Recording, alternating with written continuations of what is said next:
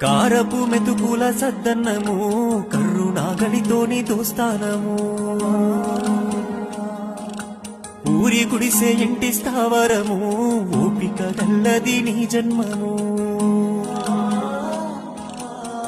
నాన్న చెబుతున్నా నీ కథగానము